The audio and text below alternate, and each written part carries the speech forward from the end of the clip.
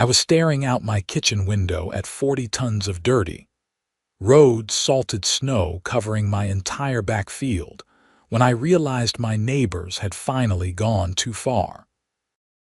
The massive pile stretched at least 50 feet across and rose nearly 12 feet high, blocking the view of the Idaho mountains I'd bought this property for in the first place. It was early March in Boise, and I'd been enjoying the natural melt that was turning everything green again. Now my field looked like the dumping ground for a city snow removal operation, which, as it turned out, was exactly what it had become. My name is Vincent Vance, and I'd moved to this 5-acre property just outside the Boise city limits about 2 years ago. The house sat on a quiet rural road, far enough from the city to feel peaceful but close enough to get groceries without planning an expedition. When I bought the place, I specifically chose a property that wasn't part of any HOA. I'd heard the horror stories, and I wanted no part of that nightmare. What I didn't account for was that the property directly behind mine, separated by a simple wire fence, belonged to the Sunset Ridge HOA community, and their president, a woman named Patricia Helmsworth, had apparently decided that my field was community property. I pulled on my boots and headed outside, my breath forming clouds in the cold morning air. The temperature was hovering around 38 degrees, warm enough that the snow was already starting to weep at the edges, sending little rivulets of water across my field. I walked closer to the pile, and the smell hit me, that distinctive odor of road salt mixed with gasoline residue and whatever else gets kicked up when snow plows scrape asphalt for 3 months straight. This wasn't clean snow. This was the disgusting gray and black mixture that accumulates on roadsides, full of chemicals and debris. I pulled out my phone and started taking pictures, walking around the entire perimeter of the pile. My work boots squished in the muddy ground, already saturated from the melt. I documented everything. The tire tracks leading from the gate in my back fence that I definitely hadn't left open. The way the snow was piled right on top of what had been a nice flat section of field where I'd been planning to plant wildflowers this spring. And most importantly, the industrial plow truck still parked just inside my property line, its driver apparently taking a coffee break. I walked over to the truck, a massive orange beast with Sunset Ridge HOA printed on the side panel. The driver, a guy in his 50s with a thick beard and a bored expression, looked down at me through the open window. "Morning," I said, keeping my voice level. "You want to explain why you're dumping snow on my property?" He took a long sip of his coffee. "Just following orders, man. Patricia said this was part of the community dumping area." "Patricia is wrong. This is private property, my property, not part of your HOA." The driver shrugged. "Take it up with her. I just drive where they tell me." "How much snow did you dump here?" "This is the 4th load, about 10 tons each. So yeah, 40 tons give or take." He said it casually, like we were discussing the weather. "And it didn't occur to you that this might not be legal?" Another shrug. "I get paid either way." I took a picture of him, the truck, and the license plate. "Well, you can tell Patricia that she needs to remove every ounce of this snow by end of business today, or I'm calling the sheriff." The driver actually laughed at that. "Good luck, buddy." Sheriff's office doesn't care about property disputes. That's civil court territory. He wasn't entirely wrong, which annoyed me. I stepped back as he started the engine and rumbled out through my gate, leaving it wide open behind him. I walked over and closed it, noting that the chain I'd had on it was cut cleanly through. That was destruction of property right there, but as the driver had helpfully pointed out, getting law enforcement involved in what they'd see as a neighbor dispute was going to be difficult. I headed back to my house and immediately started researching. I pulled up my property survey, my deed, and every document I had proving the boundaries of my land. Then I looked up the Sunset Ridge HOA boundaries. Sure enough, they stopped at the fence line. My 5 acres were clearly outside their jurisdiction, purchased before the HOA was even established 8 years ago. I had all the documentation I needed. Next, I drafted a formal cease and desist letter. I wasn't a lawyer, but I'd worked as a paralegal for 3 years before switching careers to software development, so I knew my way around legal language. I detailed the trespassing, the property damage from the cut chain, the environmental concerns about dumping road salt on private land, and the demand for immediate removal of all snow. I gave them 24 hours. Then I drove to the Sunset Ridge HOA office, a small building attached to their clubhouse that sat right on the other side of my back fence. The clubhouse was one of those fancy community centers that HOAs love to build to justify their fees, complete with a pool, gym, and meeting spaces. I'd never been inside, having no reason or right to use it, but I'd heard from former neighbors who'd moved out of the development that it was quite nice.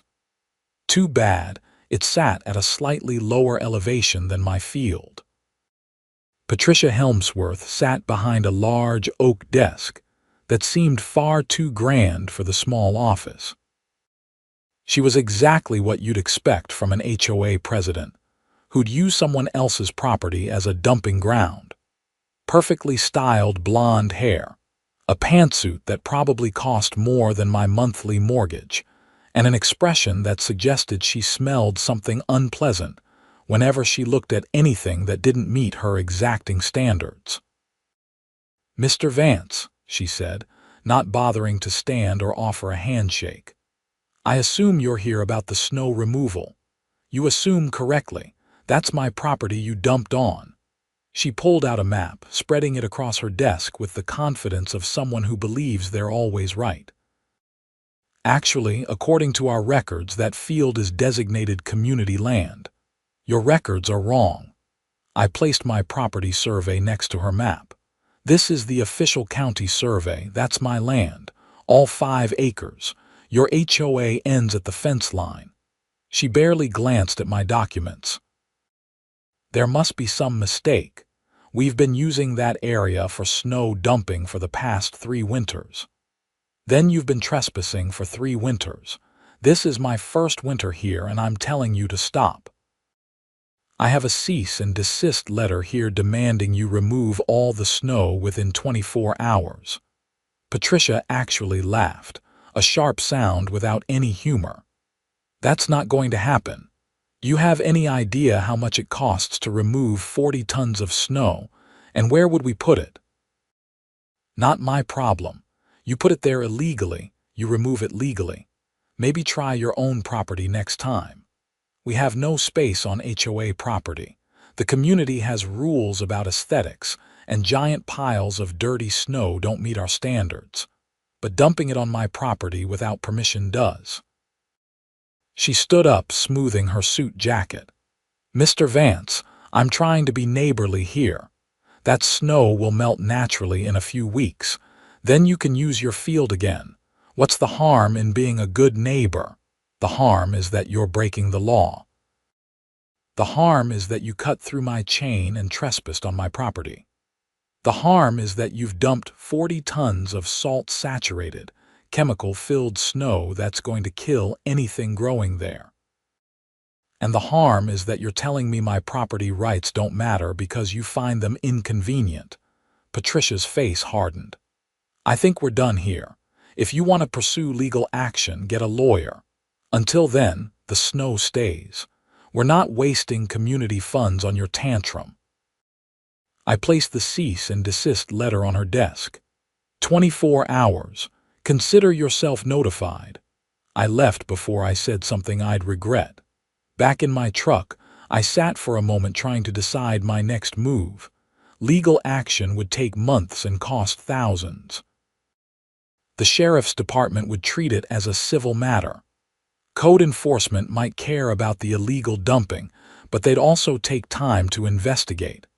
Meanwhile, the snow would sit there, leaking chemicals into my soil and making a mess of my property. That's when I got the idea. It was risky, possibly stupid, but it would solve multiple problems at once. I drove home and spent the next few hours researching and making phone calls.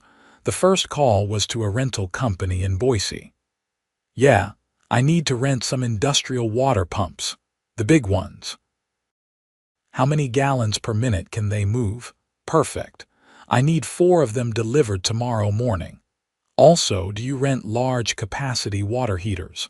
The kind used for construction sites?" "Great. I'll take 2 of those as well." The second call was to my insurance company, just to verify my coverage on my property. Everything checked out. The third call was to a civil attorney I'd worked with at my old paralegal job. Her name was Amanda Foster, and she specialized in property disputes. "Vincent, long time no hear." "What's going on?" I explained the situation in detail.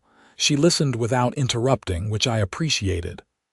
"Okay," she said when I finished. "So they've definitely trespassed and dumped on your property. You have clear documentation. The problem is timeline. If we file a civil suit, you're looking at months before any resolution. If we go for a temporary restraining order to force removal, that's faster but still weeks. They're gambling that you'll just accept it because fighting is too expensive and time-consuming. What if I remove it myself?" "How?" "By melting it. Fast." There was a pause. "Explain." "My property slopes slightly downward toward the back fence. On the other side of that fence, at a lower elevation, sits their clubhouse. If I melted that snow quickly, the water would naturally flow downhill, following the grade of my land. What happens after it reaches my property line isn't really my responsibility, is it?" Amanda laughed, then stopped herself. "Vincent, are you seriously considering flooding their clubhouse?" "I'm considering removing the snow from my property using the most efficient method available. Where the water flows after that is a matter of natural drainage and physics. It's not my fault they built their clubhouse at the bottom of a slope without proper drainage considerations. You're playing with fire here. They played first. I'm just finishing the game. If you do this, do it right. Document everything. Every step. Take videos, photos, timestamps. Keep all your rental receipts.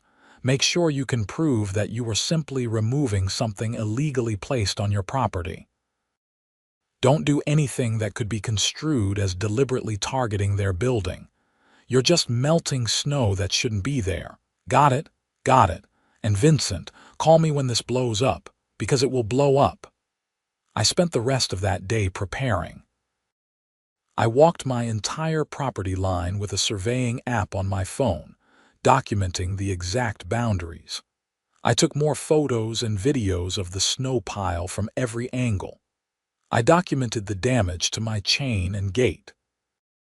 I measured the slope of my land, confirming that water would indeed flow toward the back fence and into the HOA property. The grade was about a 3% slope, gentle but definite. I also reviewed the weather forecast. The next 3 days were going to be unseasonably warm, with temperatures in the mid-50s during the day. Perfect melting weather even without my help, but I was going to accelerate the process significantly. That evening, I received a response to my cease and desist letter. It was an email from Patricia, short and dismissive. "Your demands are noted and rejected. The snow will remain until natural melting occurs. If you pursue legal action, we will countersue for harassment and frivolous litigation." I saved the email, printed it, and added it to my documentation file. The equipment arrived at 7 the next morning. 4 industrial pumps, each capable of moving 400 gallons per minute. 2 portable water heaters that could heat water to 140 degrees. A truck full of hoses, connectors, and a massive generator to power everything. The delivery guys looked at me with obvious curiosity. "Big project?" one asked as they unloaded. "Snow removal," I said. He looked at the 40-ton pile. "That's one way to do it." I spent the next 2 hours setting everything up. I ran hoses from my well to the water heaters, then from the heaters to the pumps. I positioned the pumps around the snow pile and aimed the discharge hoses directly at the snow from multiple angles. The whole setup looked like something from an industrial site, which I suppose it was. I started recording video on my phone, making sure to narrate the date, time, and what I was doing. This is Vincent Vance, documenting the removal of 40 tons of snow illegally dumped on my property by Sunset Ridge HOA. After my cease and desist was rejected, I'm removing the snow myself using heated water and pumps. The snow was placed here without permission, and I'm simply clearing my property. Then I fired up the generator and turned on the system. The effect was immediate and dramatic. Hot water sprayed from 4 different hoses, hitting the snow pile with tremendous force. Steam rose in massive clouds as the 140-degree water hit the freezing snow. The pile began to collapse almost immediately, the hot water carving channels and causing sections to slough off. Within minutes, water was rushing across my field in sheets, exactly as I'd calculated, flowing steadily downhill toward the back fence. I monitored everything carefully, adjusting the hoses to ensure even melting. The pile was so large that even with 4 high-capacity pumps, I estimated it would take most of the day to completely melt. That was fine. I'd taken the day off work specifically for this. Around 9 in the morning, I noticed someone from the HOA standing at the fence, watching in apparent shock. I waved but continued my work. By 10, there were 3 people watching. By 11, Patricia herself appeared, her face red with either cold or anger. She shouted something, but I couldn't hear her over the noise of the generator and pumps. I walked closer to the fence, keeping my phone recording. "What the hell do you think you're doing?" she screamed. "Removing the snow you illegally dumped on my property. You refused to do it, so I'm handling it myself. You're flooding our property. I'm melting snow on my property. Where the water goes after it leaves my land isn't my responsibility. Maybe you should have thought about drainage before building your clubhouse at the bottom of a slope. We're calling the police. Please do. Make sure to explain how you illegally dumped 40 tons of snow on my property first." She stormed off, and sure enough, within 20 minutes, a sheriff's deputy pulled up to my front driveway. I turned off the pumps and walked around to meet him. Deputy Martinez was a young guy, probably late 20s, and he looked like he'd rather be anywhere else. "Sir, we received a complaint about flooding. Come with me. I'll show you what's happening." I walked him around to the back, showing him the melting snow pile first. That snow was illegally dumped on my property 2 days ago by the Sunset Ridge HOA. I have documentation showing this is my land, not theirs. I sent a cease and desist demanding removal. They refused, so I'm removing it myself. I showed him the property survey, the photos of the truck dumping snow, the cut chain, and the rejection email from Patricia. "So you're melting it with hot water?" "Yes, it's the fastest way to remove it. And the water is going onto their property. The water is following the natural grade of my land. My property slopes toward their property. I'm not pumping water onto their land. I'm melting snow on my land and water flows downhill." Martinez looked at the setup, then at the HOA property beyond the fence. I could see water pooling near their clubhouse, though from this angle I couldn't tell how bad it was. "Sir, they're claiming you're deliberately flooding their building." "I'm deliberately removing snow from my property. The flooding is a consequence of them putting the snow here in the first place. If they'd removed it when I asked, or better yet, never dumped it here, there would be no problem. Martinez sighed and made some notes. Look, this is really a civil matter. They trespassed and dumped snow on your property without permission. You're removing it. The fact that the removal causes them problems isn't really a criminal issue, but you might want to consider that you're starting a war here. They started the war when they decided my property rights didn't matter. Fair enough. I'll file a report documenting what I've seen. If they want to pursue anything, it'll have to be through civil court. After he left, I restarted the pumps. Over the next several hours, the snow pile steadily shrank. The water flow never stopped, cascading down my field in multiple streams that converged into a substantial flow by the time they reached the fence line. I could see the water going under the fence and spreading across the HOA property. Around 3 in the afternoon, I heard shouting and looked over to see several HOA residents trying to divert the water away from the clubhouse using sandbags and plastic barriers. It wasn't going well. There was simply too much water, and it was coming too fast. The clubhouse sat in a slight depression, almost like it was designed to collect water, and despite their efforts, I could see water reaching the building's foundation. By 5 o'clock, the snow pile was about 60% gone. The water flow had diminished slightly, but was still substantial.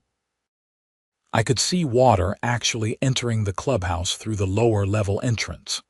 Several people were inside, apparently trying to move things to higher ground. Patricia appeared at my fence again, this time with 2 other women who looked equally angry.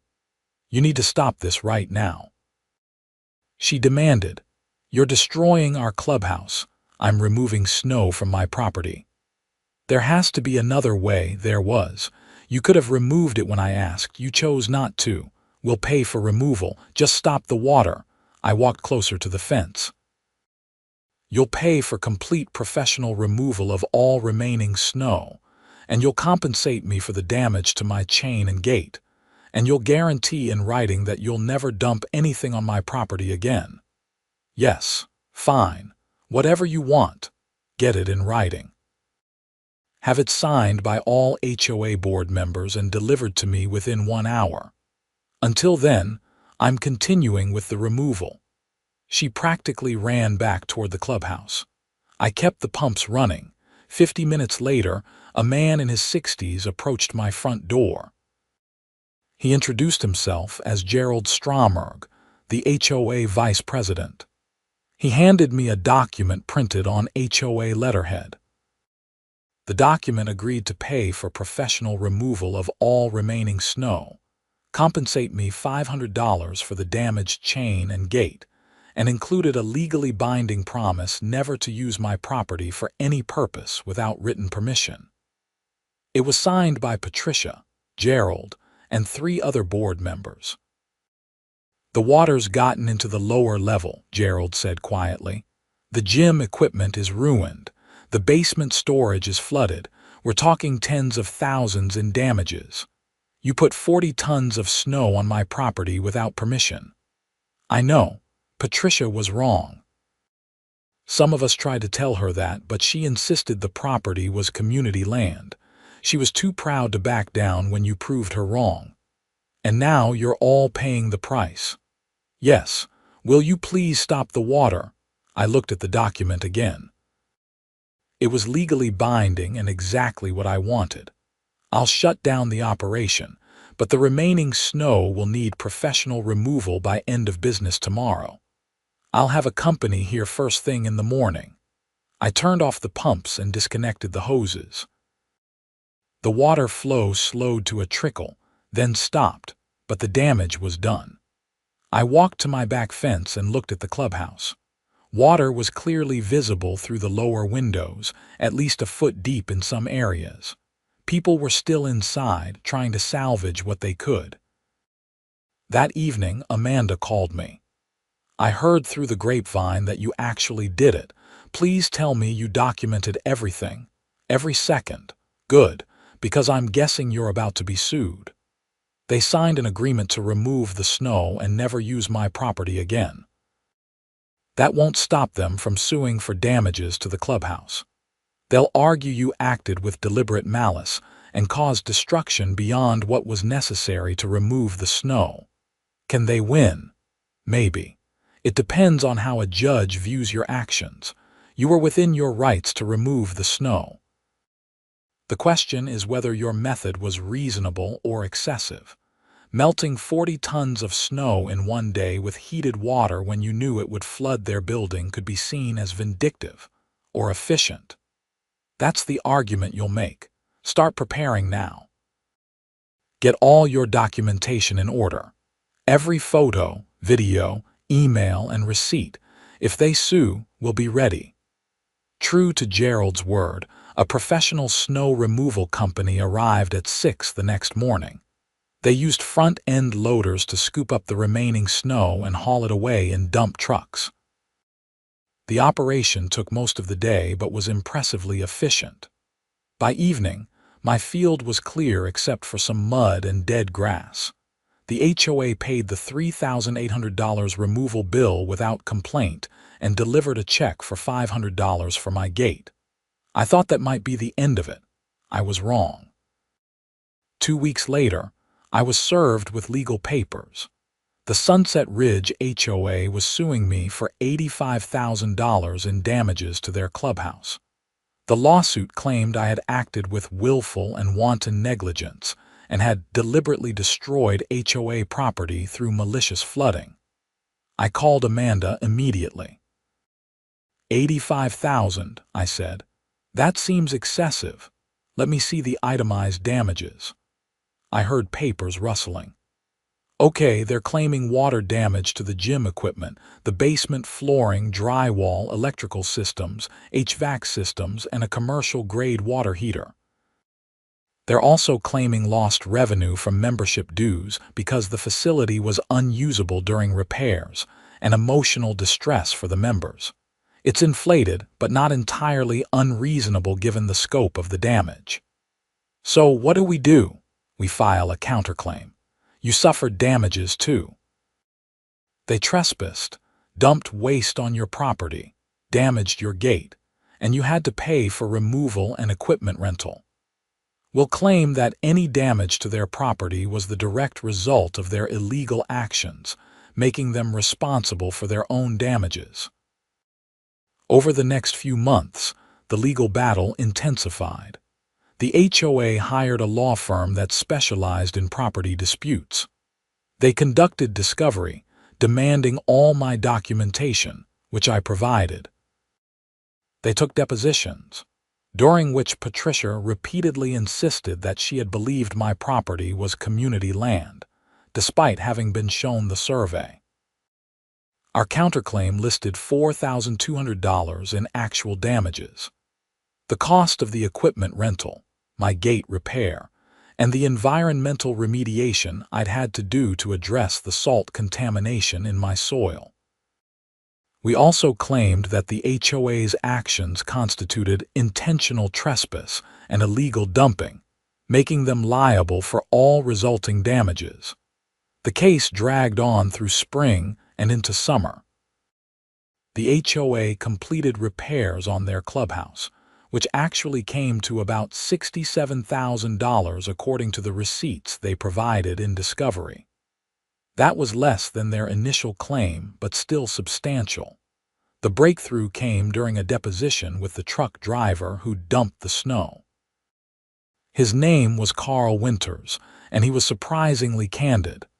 "Did Patricia Helmsworth show you any documentation proving the field was HOA property?" Amanda asked. "No, madam. She just pointed at it and said to dump there." "Did you ask to see proof that it was HOA land?" "I did, actually." She said she didn't need to show me anything, that she was the HOA president and knew what land belonged to the community. "And when Mr. Vance confronted you and said it was private property?" "I believed him. I told Patricia about it after that load. She said to ignore him and keep dumping." So she was informed that the property owner objected, and she ordered you to continue dumping anyway. Yes, madam. That testimony was devastating for their case. It proved Patricia had knowingly trespassed after being informed of the actual property boundaries. The judge assigned to our case was a woman in her 50s named Judge Catherine Morrison. She had a reputation for no-nonsense rulings and little patience for frivolous litigation. The trial took place in mid-August at the Ada County Courthouse in Boise. It lasted 3 days. The HOA's attorneys argued that I had acted excessively and maliciously, that there were other methods of snow removal that wouldn't have caused flooding, and that I had known my actions would damage their property, but proceeded anyway. Amanda countered that I had repeatedly asked for the snow to be removed, that the HOA had refused, and that I had chosen an efficient method of removal using equipment available for rent in any major city. She presented the property survey, the cease and desist letter, Patricia's rejection email, and Carl Winters's testimony. She argued that any damage was the direct and foreseeable result of the HOA's illegal dumping, and that they couldn't claim innocence after being explicitly told they were trespassing. The most dramatic moment came when Patricia testified. Under cross-examination, Amanda asked her directly about the property survey I'd shown her. "Mrs. Helmsworth, when Mr. Vance showed you the official county survey proving the field was his property, what did you do?" "I told him there must be a mistake." "Did you check with the county recorder's office?" "No." "Did you consult with an attorney?" "No." "Did you do anything to verify whether your maps or his survey were correct?" "I knew our maps were correct." "How did you know that?" "Because we'd been using that field for 3 winters." "So your evidence that you owned the property was that you'd been trespassing on it for 3 years. The courtroom actually chuckled at that. Patricia's face turned red. "We weren't trespassing. We thought it was community land." "But when presented with evidence that it wasn't, you did nothing to verify the truth. You simply insisted you were right and continued dumping snow. Is that correct?" "I was acting in the best interest of the HOA." "By breaking the law." "Objection," the HOA attorney said. "Argumentative." "Sustained," Judge Morrison said, but she was looking at Patricia with an expression that suggested she'd already reached her own conclusions. After closing arguments, Judge Morrison took a 1-hour recess to review the evidence. When she returned, her ruling was swift and decisive. "I find that the defendant, Vincent Vance, acted within his property rights to remove snow that was illegally dumped on his land. The plaintiff, Sunset Ridge HOA, committed trespass and illegal dumping despite being informed that they were doing so. The damages to the HOA clubhouse, while unfortunate, were the direct result of the HOA's illegal actions." She paused, looking directly at Patricia. "Mrs. Helmsworth, your testimony makes clear that you were informed this was private property, shown documentation proving it, and you chose to ignore that information and continue trespassing. That is not an error in judgment. That is willful misconduct." Turning back to her notes, she continued, "The plaintiff's lawsuit is dismissed with prejudice. Furthermore, I am granting the defendant's counterclaim in full. The Sunset Ridge HOA is ordered to pay Mr. Vance $4,200 in damages, plus his legal fees, which appear to be approximately $12,000 based on the billing records submitted." The HOA's attorneys objected, arguing that my legal fees were excessive, but Judge Morrison shut that down quickly. The defendant was forced to defend himself against a lawsuit stemming entirely from the plaintiff's illegal actions. He is entitled to full compensation for the costs of that defense. She banged her gavel. "This matter is concluded." Walking out of the courthouse, I felt a mixture of relief and exhaustion. The whole ordeal had taken 7 months from start to finish, but it was over and I'd won. Amanda walked with me to the parking lot. That went better than I expected. Morrison didn't hold back. What happens now? They pay you. If they don't, we can garnish their accounts. With an HOA, that's pretty straightforward since they have regular dues coming in. Do you think Patricia will finally leave me alone? I think Patricia might not be HOA president much longer. That testimony about knowingly ignoring property rights after being informed, that's going to be a problem for her. HOA boards can remove officers, and I'm guessing the other board members aren't happy about the $67,000 repair bill and the $16,000 they're about to pay you. She was right. I heard through the neighborhood grapevine that an emergency HOA board meeting was called 3 days after the trial. Patricia was removed as president by a unanimous vote of the other board members. Gerald Stromberg took over as interim president. The check for $20,200 arrived 2 weeks later. I deposited it and finally felt like the whole nightmare was truly over. My field recovered slowly. The salt contamination had killed a section of grass, but I worked with a landscaper to remediate the soil and reseed. By fall, you couldn't tell anything had happened there. I planted the wildflowers I'd originally wanted, and they bloomed beautifully the next spring.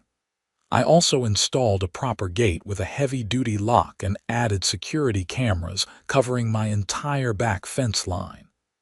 If anyone from the HOA even looked at my property wrong, I'd have video evidence.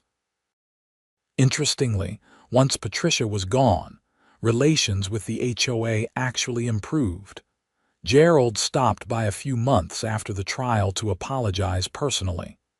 Most of us had no idea Patricia was dumping on your land, he said. We thought she'd arranged for dumping at a commercial site. When the bills came through showing payments to your property address, we started asking questions, but by then it was too late. She really thought she could just take what she wanted. Patricia had been president for 6 years.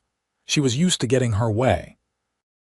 The problem with HOAs is that they attract people who like control, and sometimes that goes too far. We've implemented new rules requiring board approval for any contracts or major decisions. No more one-person shows. Good. I hope the clubhouse repairs went okay. They did. Insurance covered about half after we met the deductible. The rest came from reserves. It hurt, but we'll recover. The gym equipment was actually pretty old, so in a weird way, the insurance payout let us upgrade. Silver lining, I guess. Look, I know we got off on the wrong foot, but if you ever want to use the clubhouse facilities, you're welcome. No charge. It's the least we can do. I appreciate that, but I'm pretty happy keeping my distance from HOA business, he laughed. Can't blame you there. As the months passed, life returned to normal. I went back to my quiet routine of working from home, enjoying my property and appreciating the mountain views without 40 tons of snow blocking them. The wildflowers attracted bees and butterflies, exactly as I'd hoped. My field became a small natural meadow, much nicer than any manicured HOA lawn.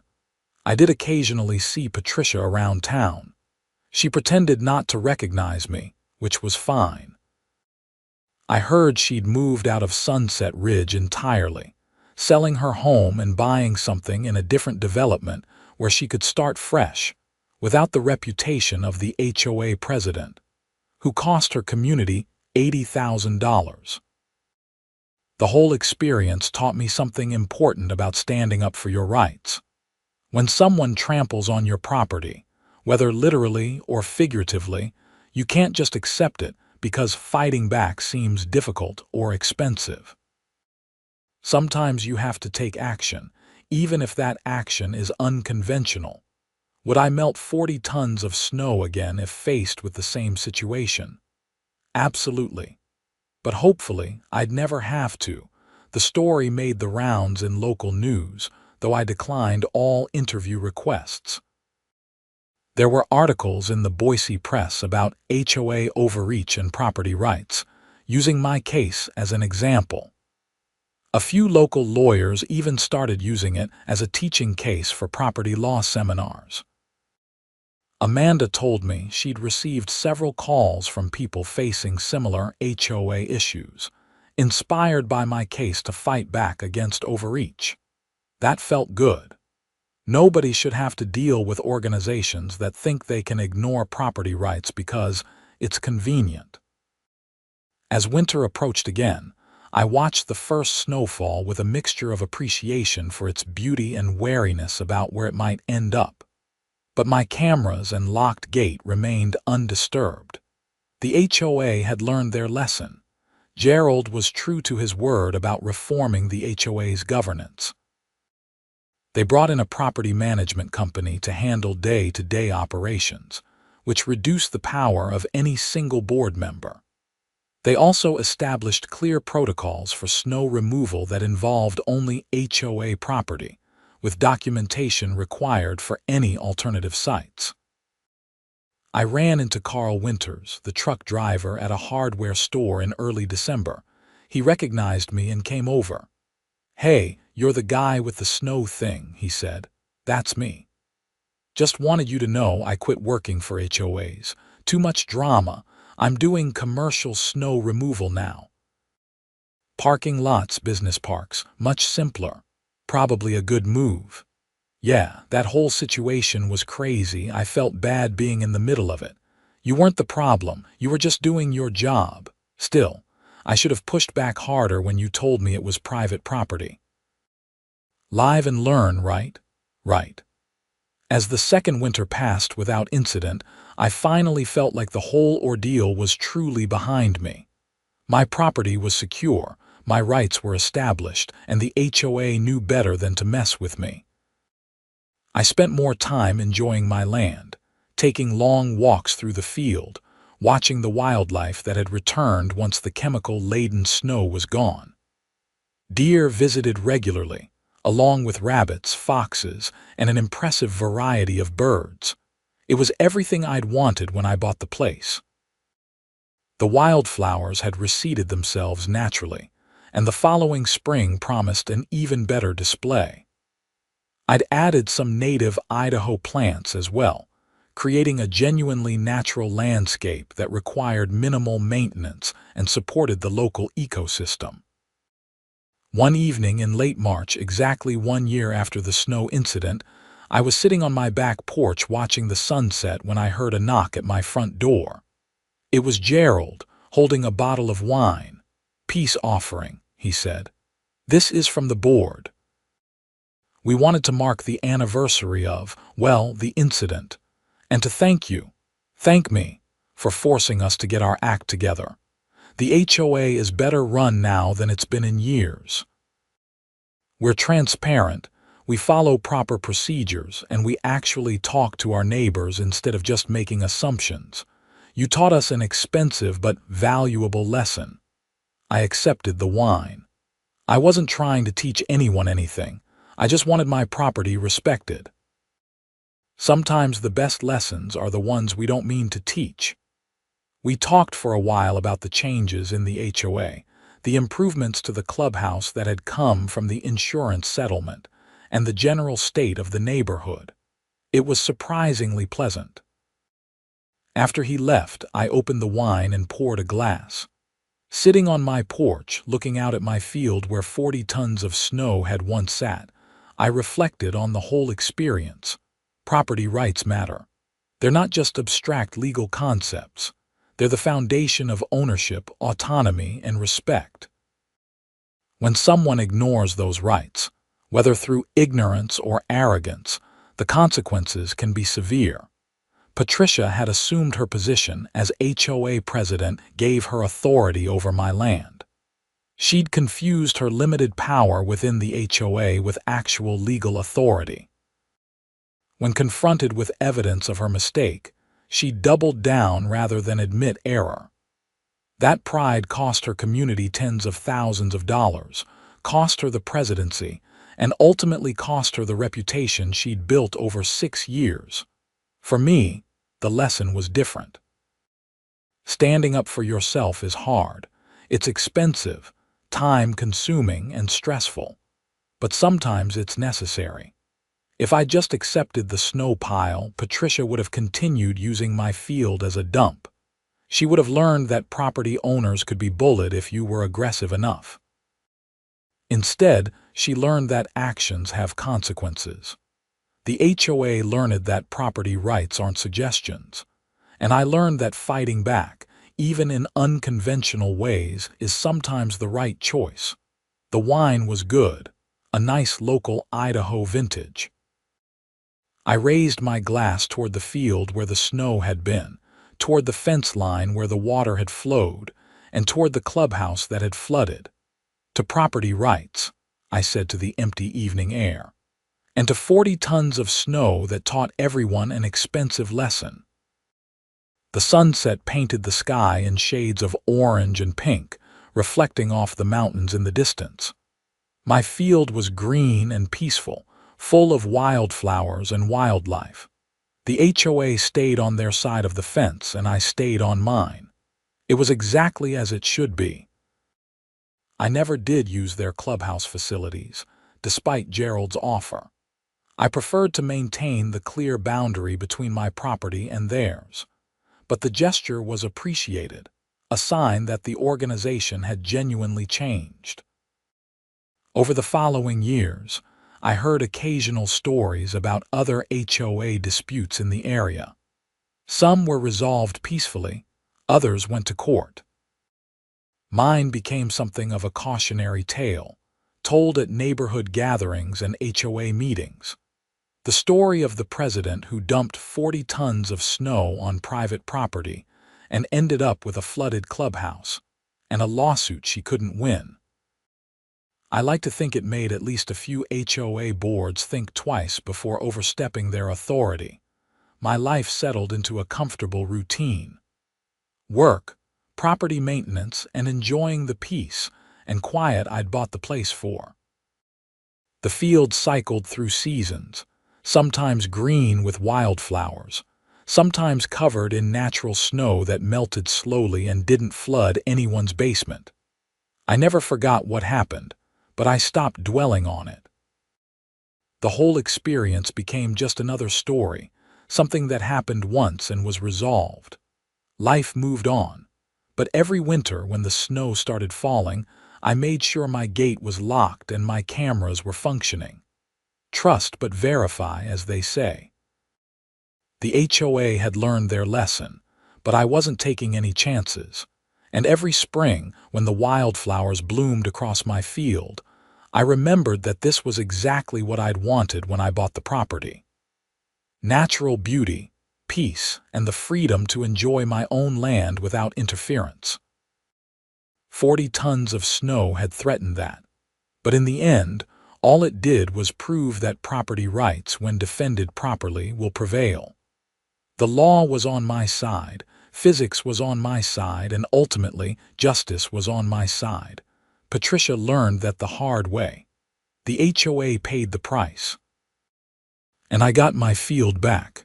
That was all I'd ever wanted.